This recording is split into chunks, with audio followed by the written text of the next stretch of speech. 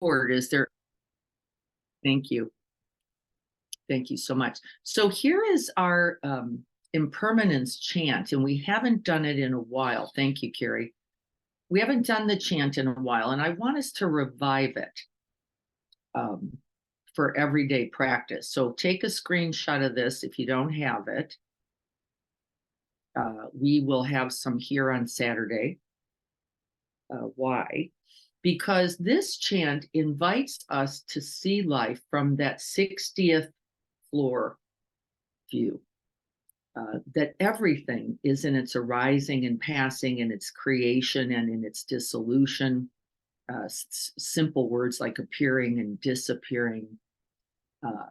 Chogyam used to say things like the brilliant firework of the present moment.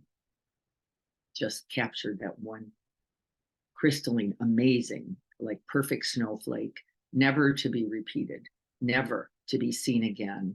And well, just one more snowflake, this one more snowflake really begins to separate us, doesn't it? From not just the truth of the snowflake, because that's okay, but the truth of all of life.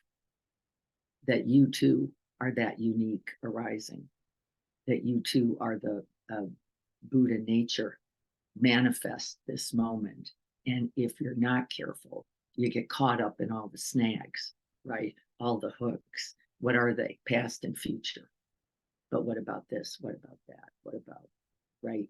And then we construct from those hooks of past and future this thing that we call me. Don't we? And then you got to laugh from those little threads. What about this? What about that? By the way, we already know you're 80% wrong. You have a pixel. You don't even have anything close to a reality in hand in that memory bank of yours called distorted like crazy. And in fact, it was described by many of the Zen masters as a cracked mirror. The mind, the relative mind, is like a cracked mirror, sees nothing correctly. It really is just delusional, diffuse, separating into fragments, doesn't it? And doesn't past and future do that for us? It takes one little shard of a moment, that pixel, that thing I call a pixel. What does it do? Right? It pastes it in these 25 crazy scenes that we then call me, my story, my history, my experience, my pain, my deficiency, my. And another teacher who I love, my own Joko Beck, said, oh, it's not true that the pain wasn't there. You don't have to push that away. The pain's the pain. It is guaranteed to some extent. It's that you made it yours and that you didn't recognize it as just a part of this human experience, and then feel for everybody who will absolutely know the truth of that too, that you somehow grabbed it as your reality. Is crazy. And then you smile again. You go, yeah, there it is. Me making a me out of this moment. And we already know, we've already nodded a lot at the reality that without you and me and these people sitting on the couch with me this morning, and the people in that house over there, and all those people getting in the water at the beach, people in all across the world, we could not be, period. We could not be here. And we forget that we are brothers and sisters and wholly reliant on each other, both now, before, and will be after, to be in this world, right? Look how easy it is to forget all about that. And now that you've remembered, what else is there to do? Nothing. You just be still in the truth of it. You hold both the relative and the absolute view, which is what we'll do now for 15 minutes. And we'll begin with reciting the chant. And so finding the instructions say it like this: establish the posture. It's pretty crisp. Establish the posture. It means don't just flump somewhere. Sit with intention. Whatever that might look like. And then we bow the head slightly in the reality of the nobility, the humanness of this human life. We don't stick our nose up in the air. And then we still the body is the instruction.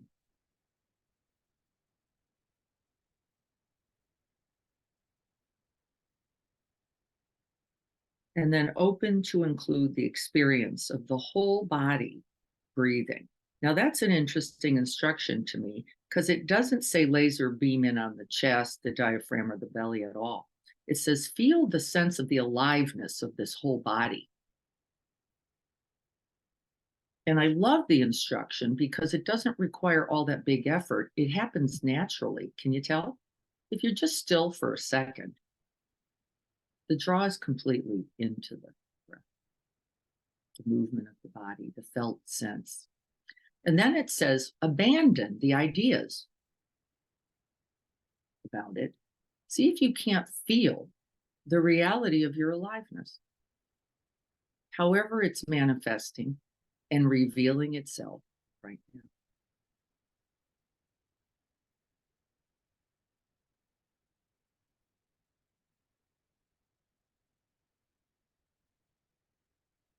And then the chant. Like a shooting star, a visual fault, a candle flame, an illusion, a dewdrop, a water bubble, a dream, a lightning bolt, a cloud. Regard all conditioned dharmas like this. And we have added for clarity, just like me, just like this one breath.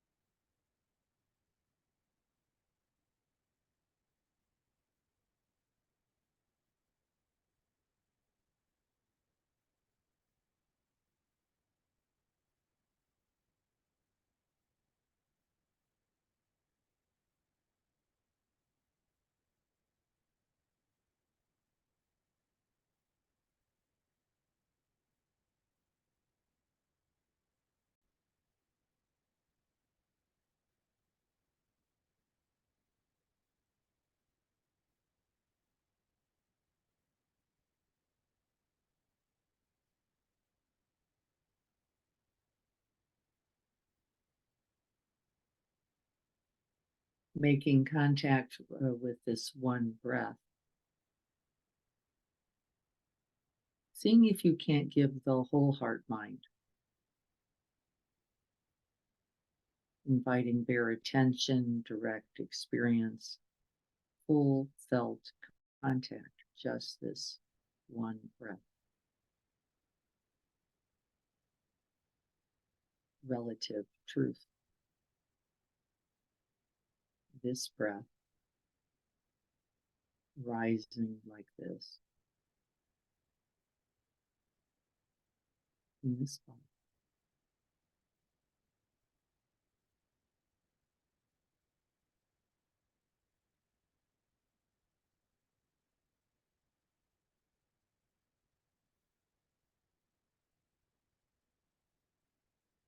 And what is also true is that this breath is the breath of all breaths.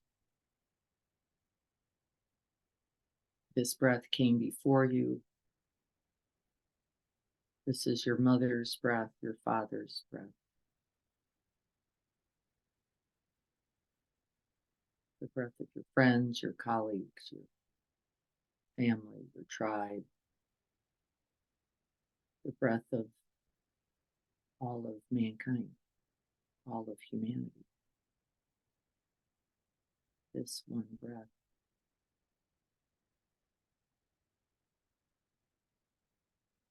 Is the breath of all breaths.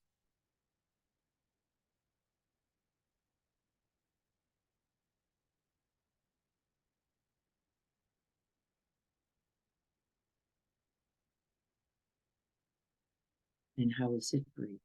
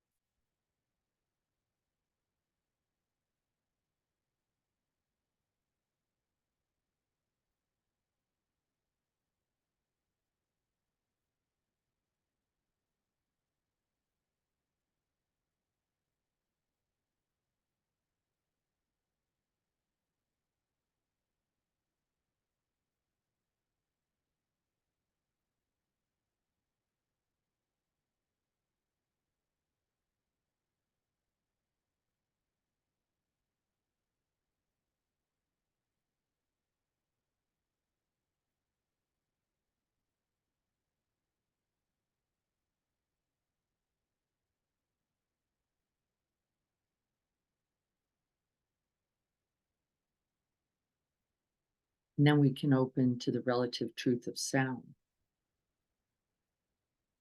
The sound of my voice, the sound of the birds, the traffic, the footsteps, the conversation, that which is arising just this moment.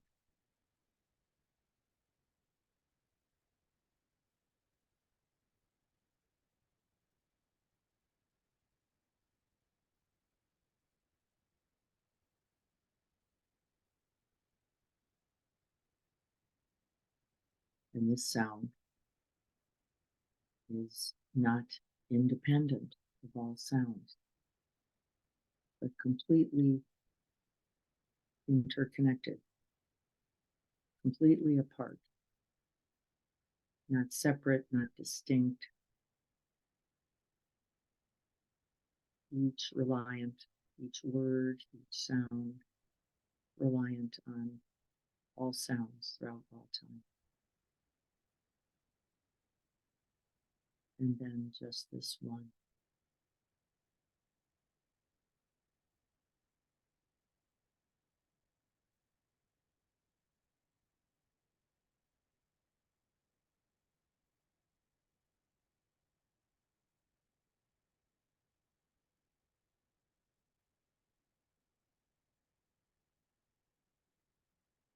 And we open to sound holding the realities of both.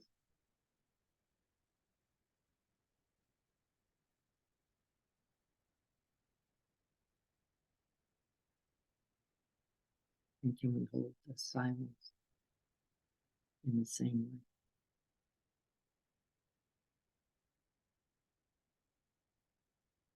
This silence, all silence, right here.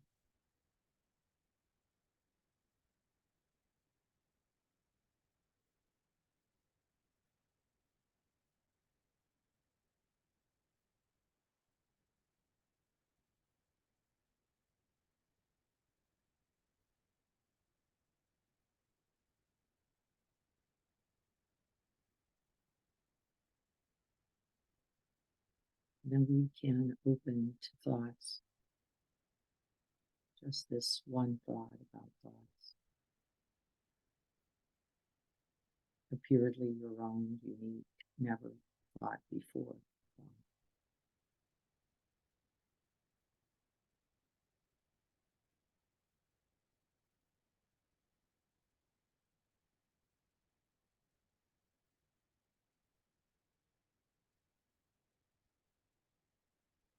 And can we recognize that within this thought are all thoughts, completely reliant, dependent, and conditioned upon every other thought, everything.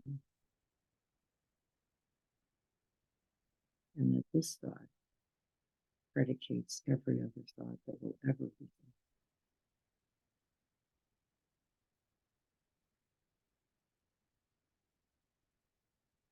part of the stream and reality.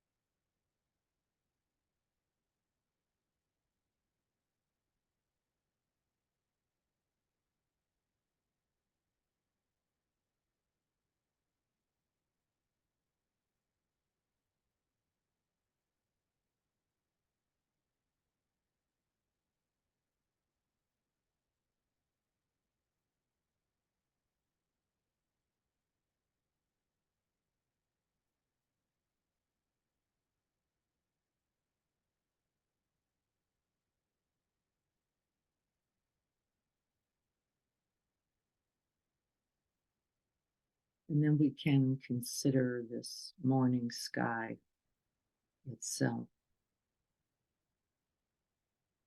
the uniqueness of the clouds, the colors, the moisture, temperature. And that this sky is wholly reliant and a part of all skies throughout all time, both before, now, and after. It is not independent, wholly apart.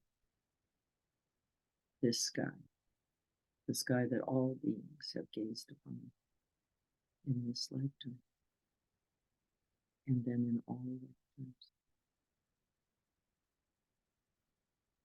This one sky, unique and universal.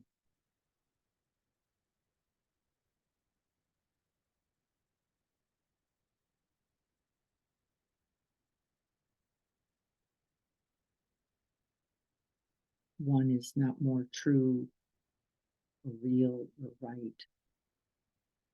or present than the other. And we hold both.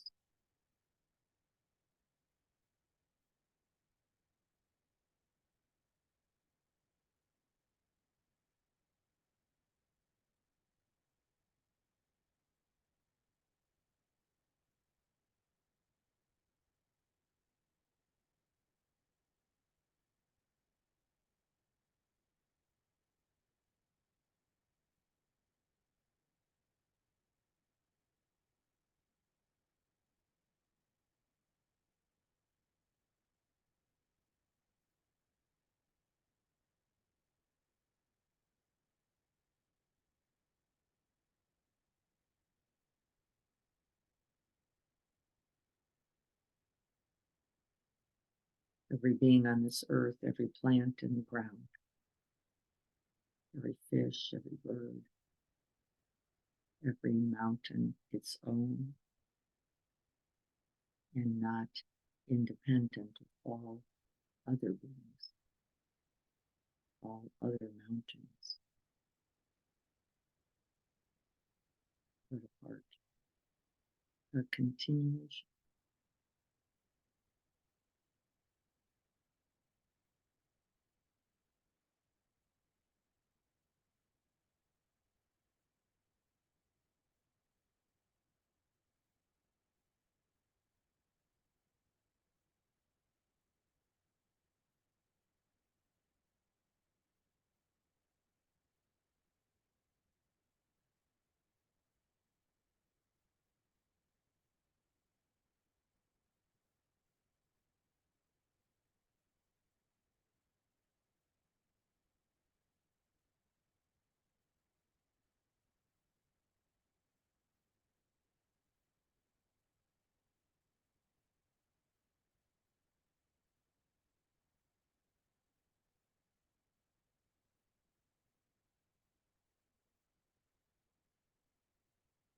May we know ourselves in both ways as unique, never to be repeated, its own miracle, and a part of a whole.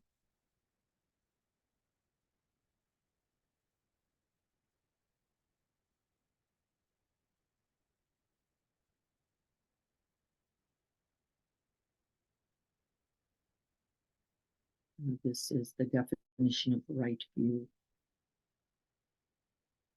which, when held intentionally, will lead completely to right effort, right action, and right result.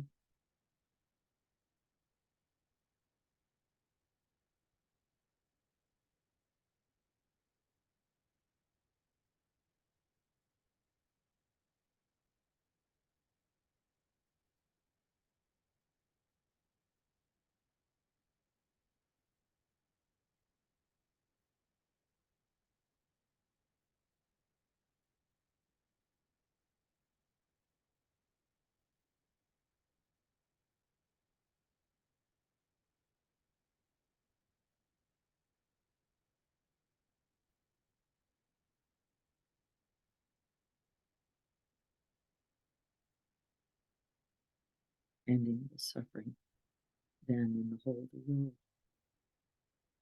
in just this moment.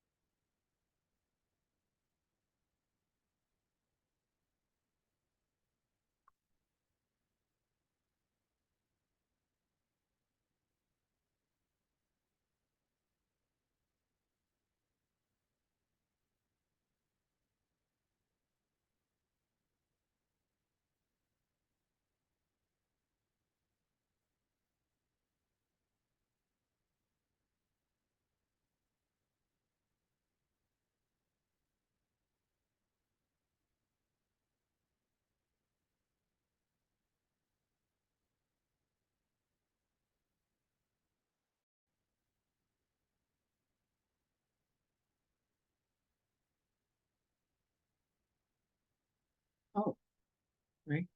Oh, that's right. Right. We remember. And when we then find ourselves in the bias, in the prejudice of you, in the preferencing of just all about me or nothing about me, we're wrong. We're wrong every time. So just about me, my me, just about not me. Well, I didn't start that war. I don't have anything to do with that. And they're both wrong. They're both wrong. And then we know what's right. Don't we know what's right? Just this moment, says the Zen tradition. And then all things throughout all time, says the Mahayana school. And they are both correct. Just a slightly different view from which to form right relationship, we could call it right relationship. And so what do you notice happens? We'll go look at the chapter in a minute. What do you notice happens when you fall into one or the other? There are proclivities, we call them, things that are little habit nature when we err by grabbing one side of the view. And that's what it is, isn't it? It's just grabbing one angle instead of its wholeness. So when I grab the just me, what happens? Attachments, clinging, personalizing. Oh boy, do we get offended, don't we? A lot of offended because you didn't honor this in me, you didn't see or recognize this thing in me, you didn't correctly respond to me. That's one of the right, and we grip, and then we react to that. Oh, hold on tighter. Yeah, don't we? Yes. I had a funny example of this. I was in ER and I was in a lot of trouble. This was one of the times I thought I could die. because there was something going on with my heart, and it had started racing, and they thought I had AFib, and then they thought I had a pulmonary embolism, and I'm in the middle of a mess going, how did I get here? I just ran a marathon thinking, uh-oh, this is going bad. And they call a code. They call a code in the middle of this. And I'm going, I'm dying. This is it. And it was the guy next to me. And I couldn't even get out of my own uh-oh enough to see that that code was and wasn't mine. It's both true. Was and it wasn't mine. It's all true. And I, what's going on? And they threw the curtain, which is what they had at that time. I don't think they do anymore. And there his wife stood watching as he was being attempted to resuscitate him. And there I was, her and me, right? No separation now, right? It's not just her problem. That's all our problem, isn't it? And we know it because we don't have to be in that ER, do we? We don't have to be in that body. We don't have to at all, right? You know it by cell, don't you? You're a part of this too. And so we make those two critical mistakes. We go, not me, not mine. Keep that over there. I don't even know what to say about that thing. Right? We like, let's try to create no opinion or not have a perspective at all, because who could possibly deal with that crazy thing? Well, that's us, that's ours. And then we do the other, we grab it. And Lynn says we get tight, all me, all mine, all about me, and we suffer on both counts, don't we? We suffer on both counts. There's no freedom in either. That's not me, that's not mine. No relief there, because then you're propagating it. You are a part of that problem called hunger, war, poverty. Don't believe otherwise. And then we go, it's all me. It's all my fault. And then we flagellate and self-loathe and do all the other, making us as ineffective as just the moment before when we decided it was not ours at all. Because then you get what? Inert. You can't move. What's there to do? I can't feed everybody. So I don't do anything. Or I got to feed everybody just as much stuff. Right. So you can see that, can't you? How we flip-flop depending on certain habits. Do you get what I'm saying about this? This can be a difficult thing to understand. I have a question about it. I kind of understand. I mean, I'm getting to understand the connection between, like, let's say, for example, I am not right now, but I'm saying, like, I'm hurt because I'm going through a breakup, but then you go, okay, like, it's not me. There's many others that feel this way. And that's kind of hitting home. But when you go into what you were talking about today about, and this might sound, I don't know, stupid or whatever, but I know I'm not catching it exactly. So, okay, so my breath is every breath behind me and every breath forward. So kind of about the example you were just talking about a little bit, how is my breath right now that's alive and well, to whatever extent, the same as my father's breath who's passed, the same as my mother's breath who's literally in the hospital on oxygen, the same as, you know what I'm saying? Like, how is that the same? Yeah, you could not have the breath you have right now were it not for those other breaths. You are wholly a continuation, a part of, an extension. What would be other words?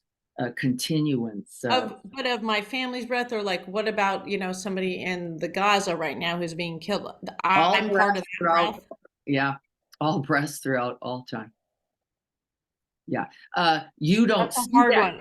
You don't see that connection because they look over there to you, right? They look over there. But those atoms over there, that water over there, that gas over there, that space over there is intermingling with all space throughout all time. You've got it separated geographically or location, but they're all interconnected. And remember, those people are our brothers and sisters, in fact, because if we went way, way, way, way, way, way back, there were a couple of tribes and they were all related. Also, and by the way, same water, same space, same earth, same, right? Made up of all those identical elements as you and I. And just as time has expanded, this has expanded, hasn't it? Now, in a way that we go, well, that's way over there. How am I connected to that thing way over there? Well, if we pulled it all back, it was the same cell, folks, not one. You are a part of that. And then that 2, and you were a part of that. And then that 5, and then that being, and then that other being, and then the other one, and you're a part of all that, all those atoms, all those elements. That's you. That's you. Don't mistake it. So you'll have 7 billion of those. Am I a part of that? Well, you are, because it wasn't always 7 billion. It was once 1. Libby just said, I'm Korean.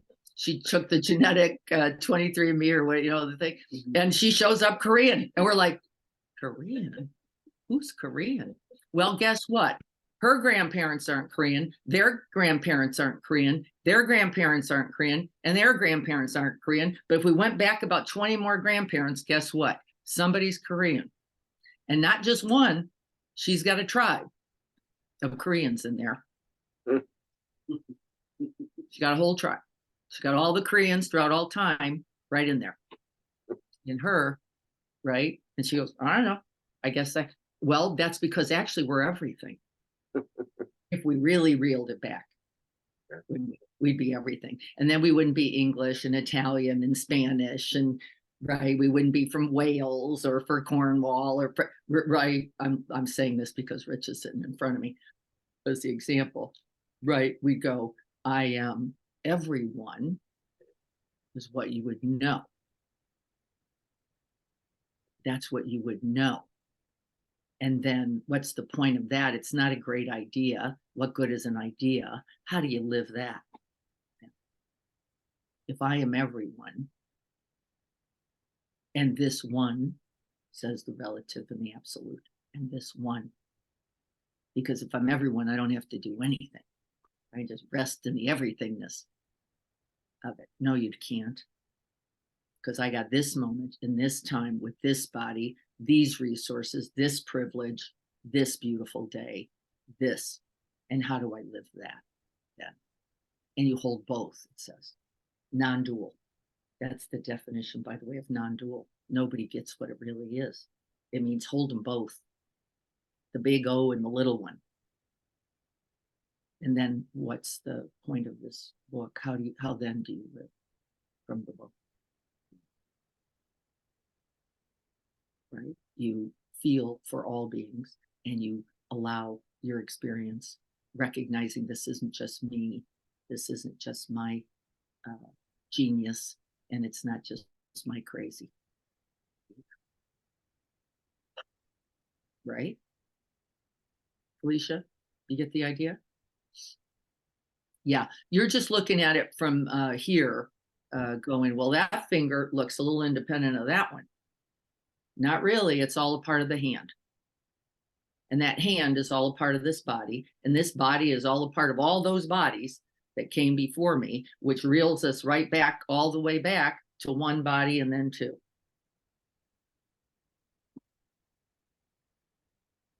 Yeah. So, yeah. Yeah, you get the idea. And then again, the point of it isn't to be conceptual at all. Forget about it. Forget about it. How do I live from this present moment reality in this humanness that is a part of all humans, with this thought that's a part of all thoughts, not one unique thought among us, folks, not one. Not one.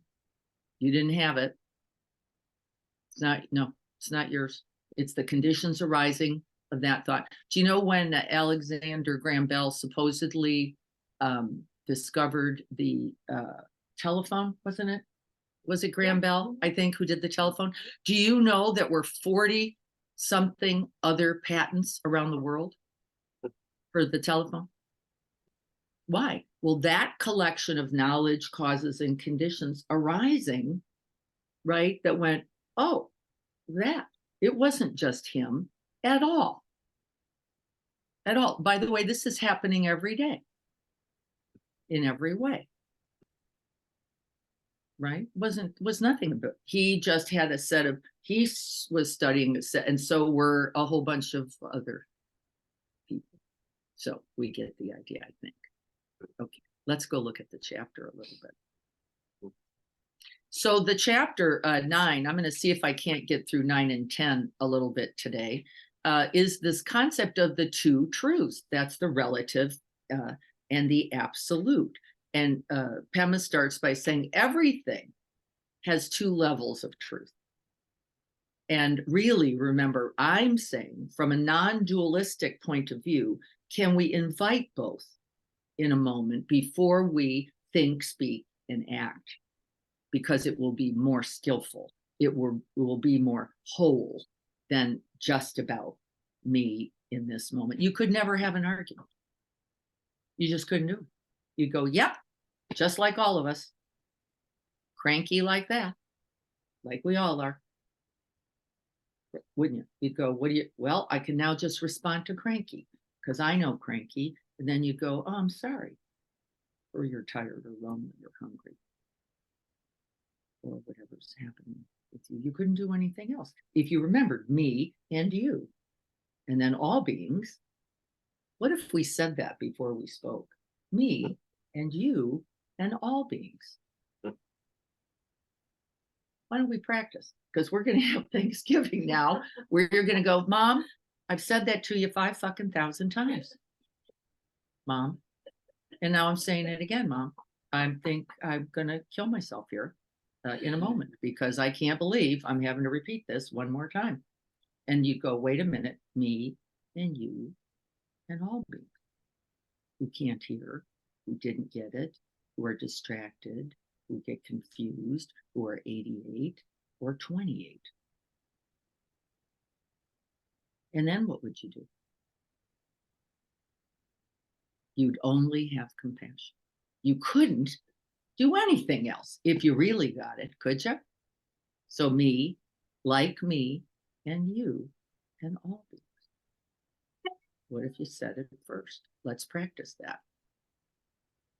And then she says the relative truth is that sort of uniqueness, that individualized, that sense of just right nowness, that simply arising this breath, this moment, right? Never to having been quite like that before or after.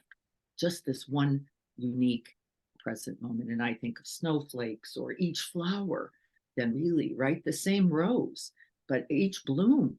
Wouldn't it be then? Oh, a little more pink, a little more white, a little smaller, a little infinitely unique and a part of an essential whole. A part of roses throughout all time. Every single one, a part of it. Couldn't be divided because then there couldn't be the rose. So we get this. Our relative world is more tentative. I don't know what that means. Tentative. Open to interpretation than we generally give it credit for. Yes, because we bring our bias, right? We bring our conditioning. That's what she means by tentative. It is our perspective that she sees as tentative. I misunderstood that because it comes with our unique, well, I hate raisins because my grandma put raisins on a ham and I thought it was something and well, that's a kind of unique element of my experience as it relates, right, to raisins. And then she goes on to say shunyata, which is a Zen word, meaning everything empty. and this is so misunderstood. I really wish we could come up with a different interpretation of this. It actually doesn't mean empty. It means dependent on everything, not wholly independent. Empty of its own arising. It's dependent on everything. So the temperature, the weather, everything comes into confluence to make it. It is not empty, independent, standing alone, and that there is nothing, in fact, that has that capacity. Empty of interpretation, empty of concepts, empty of perspective, view, beliefs. Oh boy, wouldn't we be better off if we could empty a little of that? Beliefs about, right, that get us, as we know, into so much suffering. Nothing in the world is fixed. Nothing is permanent. Nothing is independent of every other thing. It is empty of autonomy, independence. It relies on what? Everything, including folks across the world. And then I think, who is it that says the moth in South Africa fluttering its wing impacts the truth of all things? And it is so. But if we only see that in the universal and absolute, what would we do? Not too much. Now we're going, well, what do you do with that? Nothing.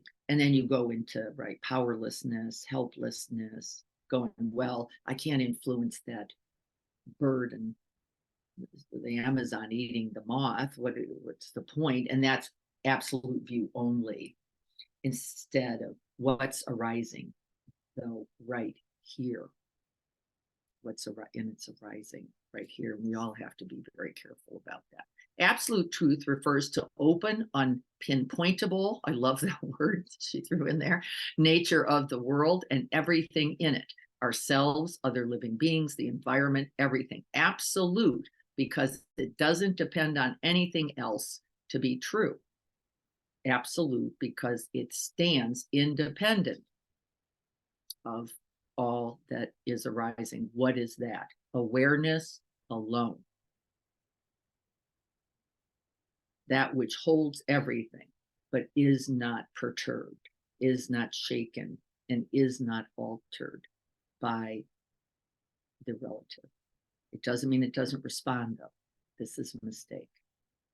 It doesn't mean it doesn't respond, but it is not changed. It is like the pristine mirror of mind, sees exactly what's arising without bias, without prejudice, right?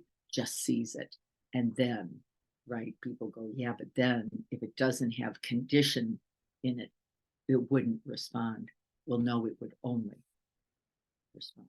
It would not be limited, would it? It'd be perfectly seen, perfectly known, perfectly clear. Awareness itself, the one, it's understood. The one, and we cultivate that mind every day that we sit. And we can know that mind, because you know the mind that just went, just seeing, knowing, sensing. I'm not lost in it, right? I'm just in knowingness, you could call it. They call it isness, suchness, right? They use words like that, but actually it means I can just form relationship without all the generations of bias and proclivity. And we often see the world through. She uses the example then of the astronaut, Edgar Mitchell, who when he saw the Earth really came back to say, we're all nuts, that we see this thing as separate, these separate islands, separate lands, separate peoples, because from there, he got the absolute view. We're all one, a part of it, and we better start attending to it. And then he came back and got into politics and went, uh-oh, it's very hard to hold that view here in decision-making and policy setting and in politic in particular. And actually he struggled, I will tell you, with mental health issues like, how do you reconcile these two things? Well, the truth is you have to keep calling up both. What is true in this moment, and what of this is true of all moments? What about that question? What is true in this moment, and what is here true of all moments? Well, arising and passing, there's one. It's truly impermanent, not me, nothing fixed or just about me at all. And, right, can I see clearly enough from those 2 points of view to respond with open-heartedness, curiosity, compassion, loving kindness? And the truth is, that's all you could do. There would be no option. And so how do you know if you're seeing clearly? Well, that's it. You're simply in responding. There would be no other way. It wouldn't be possible. And remember, we used the cue ball example. We're going to talk about it a little bit again, but just that one little off called just a little me, just bring a little me, off we go, right? In a way that when we hold me and you and all beings would suggest potentially a different response. Okay. The word absolute sounds more impressive. There is no greater truth. They're both limited by the lens through which we're seeing them. So she's saying, don't mistake absolute truth as some kind of better position. And in fact, in non-dual tradition, they tend to hang out there too much. They don't get back on the ground with, well, who can I feed today? They go, really, ultimately, right, it's all absolute, nothing, it doesn't matter, right? We're all going to come, we're all going to go. So what does anybody need to do? Everything is the answer. Everything. Feed everybody you can. Not go, well, in absolute, everything's coming and going. We're all going to be born and die. Don't worry about it. Nope. That's not what it means. That's just leaning over there. And boy, is it a comfy spot. Very, very comfortable. Because what can I do? And it's all coming and going, and nothing really matters anyway. Don't ever take that on. Don't take that on. No one lives, no one dies. All in the coming and going. Easy to say, isn't it? Till it's you or someone you love. So be careful, because if you're using it, somebody might be using it on you. Right? And then go, well, you're hungry, but right, hunger is just a condition arising and passing. And then you want to slap them. Right? My view is higher than the sky. I love this by Padmasambhava. My view is higher than the sky, but my attention and my actions are finer than a grain of sand is actually the interpretation. I know. It says finer than flour. And the one that I have heard is finer than a grain of sand. That my response is so precise, so clean, so pure, that it's like sand, held by also including that large view. Okay. I'm going to stop for a second, just look at everybody. So let me put this down so that. Any questions about that?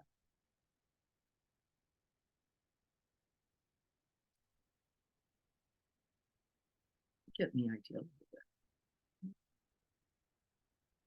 You don't throw you out. You don't throw your unique perspective out. You get to include it, but then you have to round it out with all views. Just my view, but you get to include it. It's important also. That's the relative. The truth is, I know it arising this moment. I better stay close to that because that's what I can know, and informed by what? All truths throughout all time. And then how will I respond? This is the key. I'm going to look here in chat and see if we have anything else to say about this before we move on. Please let the Sangha know that I added 6 Zoom meetings to the YouTube channel. Thank you so much, Leslie, and that more will be coming this week. That's right. That's dependent on me getting those to Leslie, which I've committed to doing. So go look at those. Why? Because I have some people working independently in the book. And I talked to two of them yesterday who went, I did not get that mother-child luminosity thing. And I said, go back to the recordings. They will help you because we are practicing that. And yes, as a concept alone, very, very difficult. Very, very difficult. I don't blame you. I couldn't get it by myself either.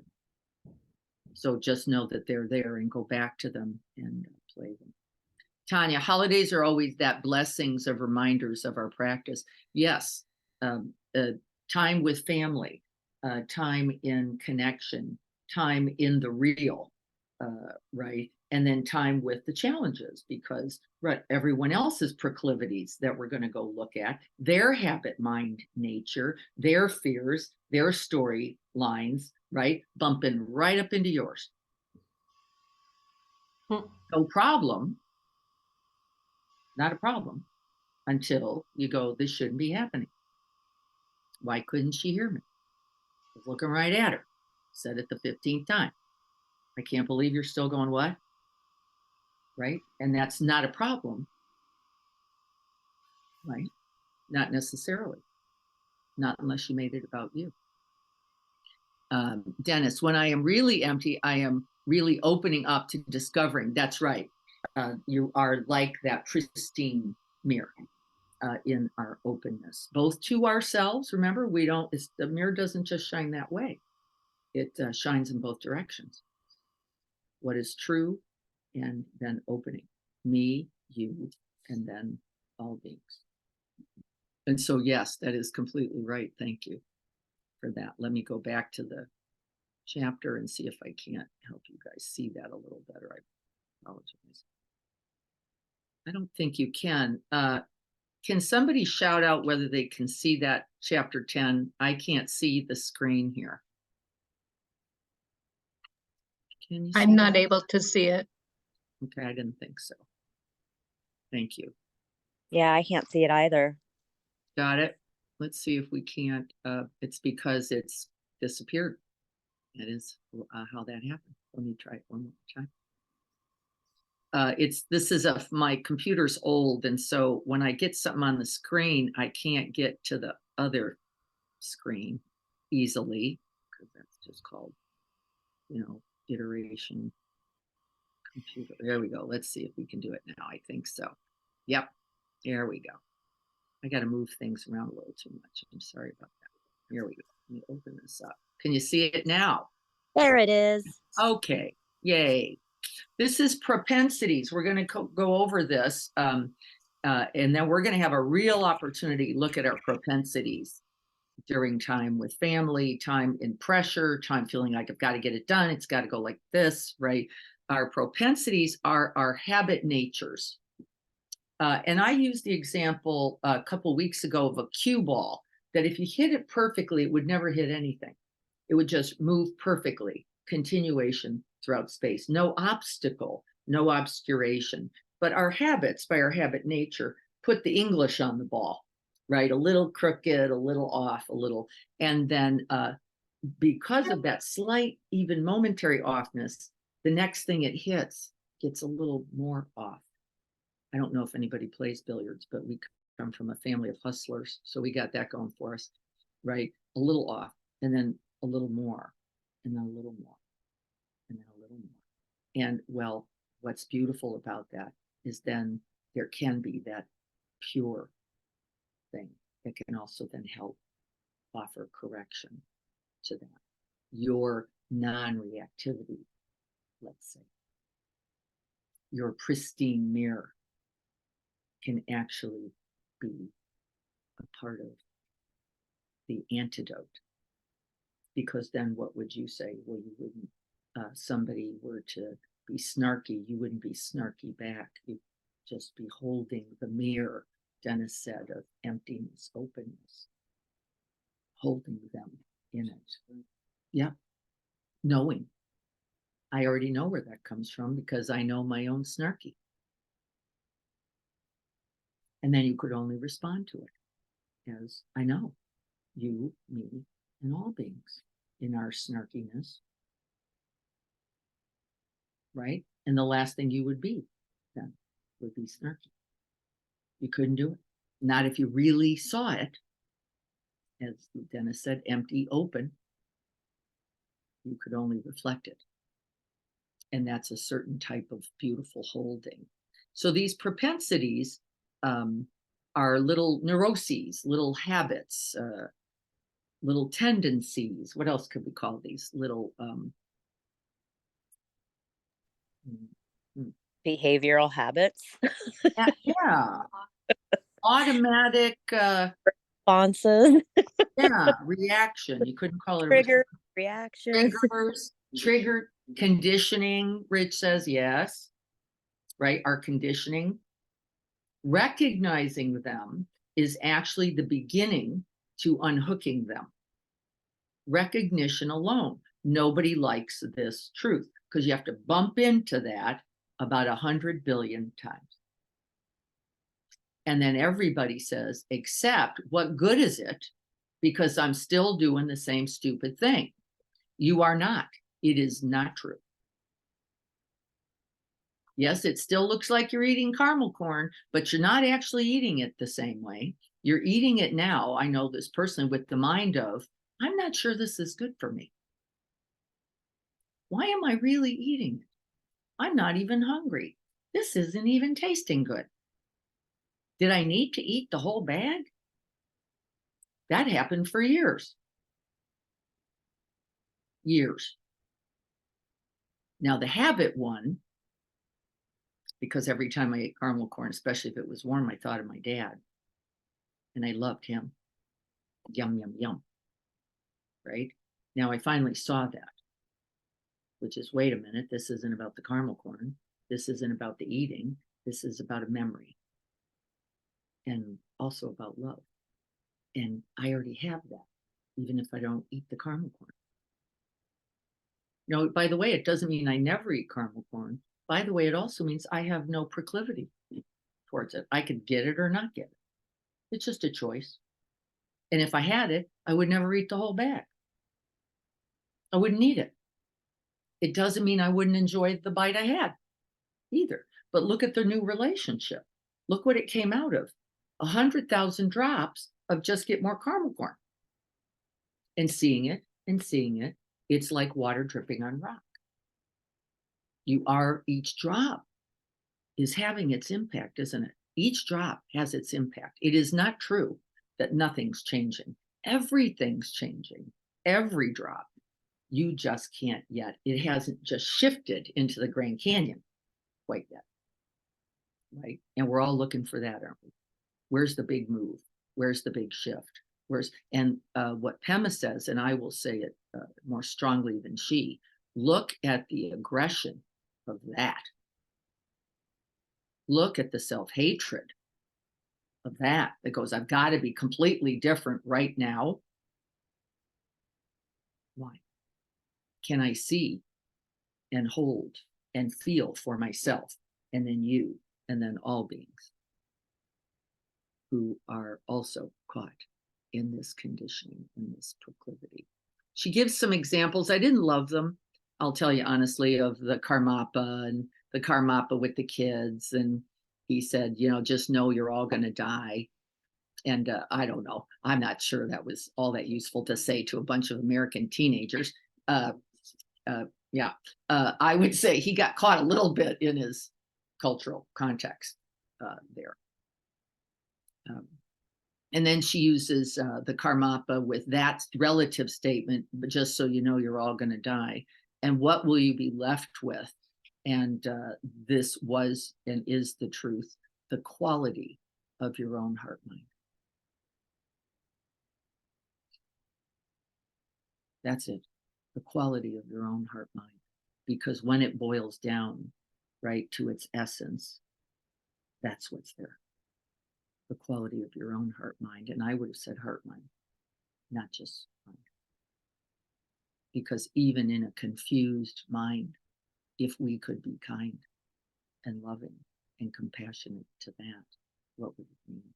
You wouldn't be that confused, would you? You might not know which way to turn. I do this every day. Every day I turn the wrong way. Not a problem. I know I turn the wrong way. I actually know if I'm going that way, it probably means we should go that way. Right? And I can hold that with some kind of lightheartedness without self-loathing, self-hatred, just going, then we go another way. Or, yeah, maybe we should start that way because probably this is not the way. And I have some evidence, right? Which is a certain kind of wisdom. Don't rely on that sense. I do not possess it. But by the way, does it make me in any way deficient? No. Yeah, just don't go with me. When I go, it's that way. Just don't do it. If we're hiking and I go, no, I'm pretty sure it's right. You go, let's go there. And I will follow you because I know the truth of that.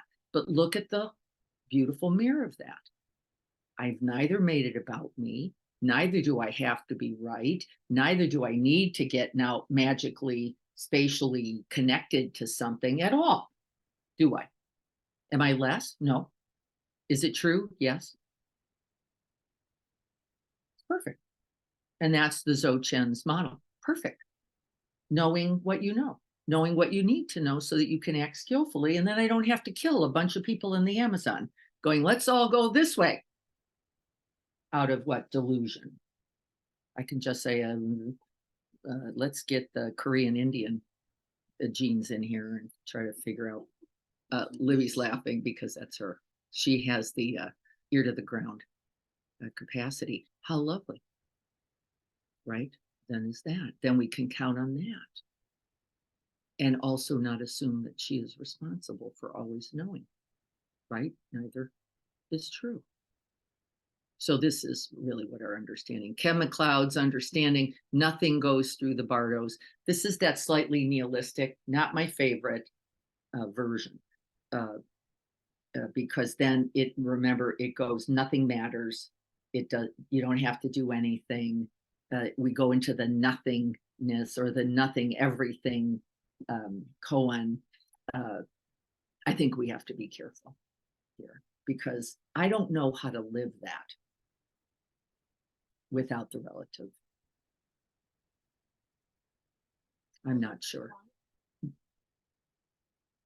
So let me see what else about proclivities. The other way of understanding proclivity would be neuroses, Chogyam says, these habits of mind that take us slightly off into too much me or not enough, right? If we could think of it that way, too much me or not enough, that I also am not regarding myself as a part of this human experience. And that it is our job really to see skillfully. That's the number one noble path is right view, which means can I see both my experience and then expand that to all humans in experience as a way of understanding and then responding well. And the answer is yes, I think we can. Not just me, not just mine, and to be included as a part of this human condition. Right? It's relevant and matters as well. I think we're almost there. Let me look quickly. Your habit to feel inadequate or arrogant. Remember, they're both errors. Remember, not enough of me or too much of me is what the propensities are, if we could think of them that way. I'm not regarding my experience sufficiently, or I am only regarding my experience.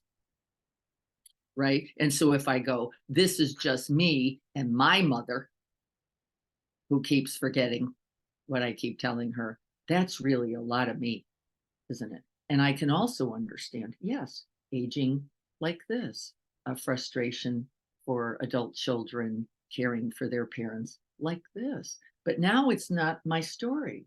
It's just the story of our human experience. Right? And then we smile. Right? Then we can kind of smile at the truth of that.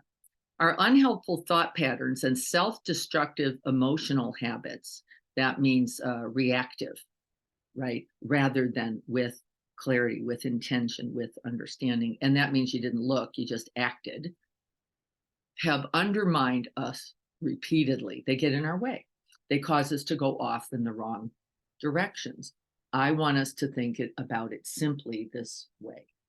Too much me, not enough me. Too much. This is just me and my story, my failure, my success, my, or not enough.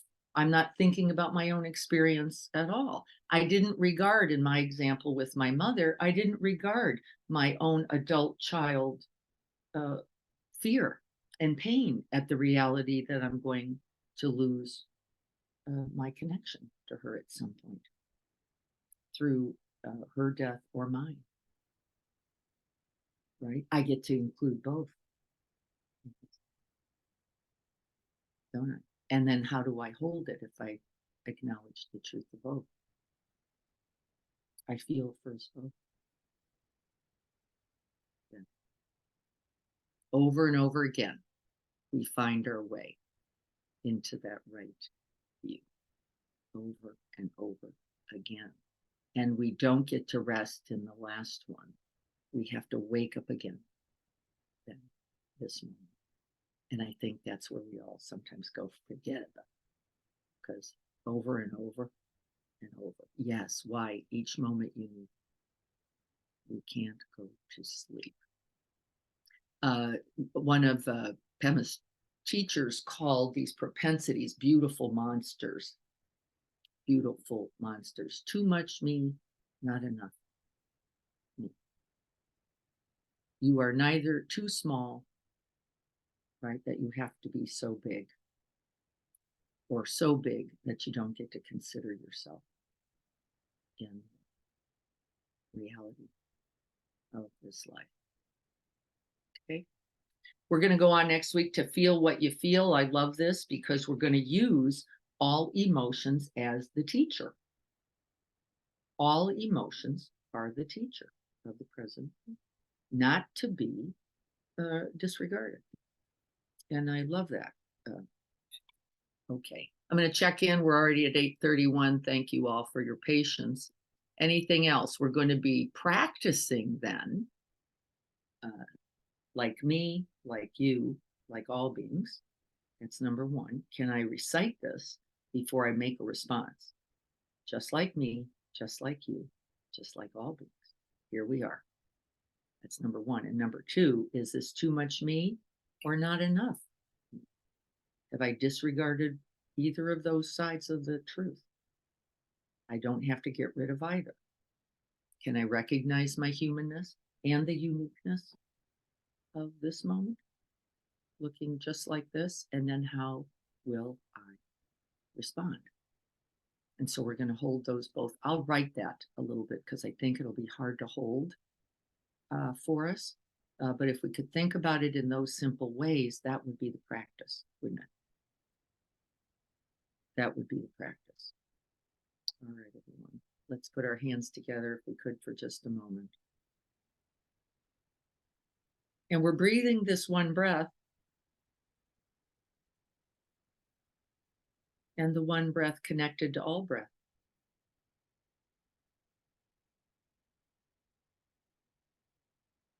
And it is the two, not one, that is refuge.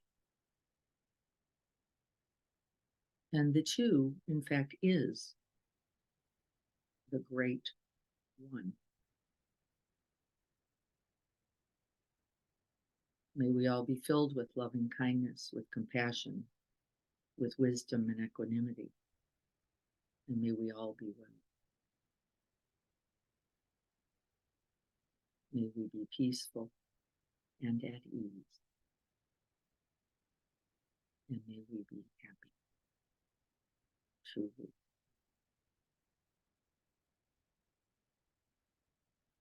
And thank you for your practice and your willingness to open to these beautiful teachings today. Good to see you all. Greg will be here Thursday morning at 7 a.m. Please drop in if you can.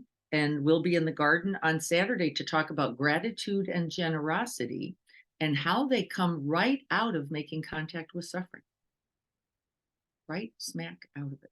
That we do not need to avoid suffering on the path, that we must actually open completely to it. And that gratitude and generosity will be the result of that. And I look forward to sharing that with you all. Be well, everyone. Good to see you. Have a good day. I'll send you a little note on the practice so everybody's clear about that, and look forward to seeing you then.